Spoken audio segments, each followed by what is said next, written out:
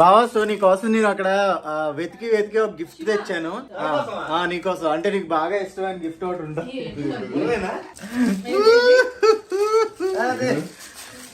పుర్రె opener.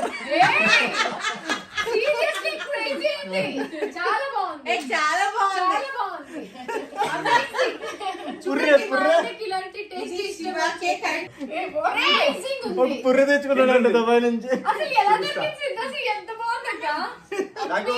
Excitement తట్టుకోలేక అక్కడ నుంచి ఫోన్ చేశాడు. నేను వచ్చాక ఫోన్ చేసి చెప్పేసి అప్పుడే. నేను అనుకున్నాను వీళ్ళకి రొమాన్స్ చేయడానికి టైం సరిపోతుంది. 7 years తర్వాత ఎక్కడ కుదురుతుంది అనుకున్నాను. కానీ మా గురించి ఆలోచించావు.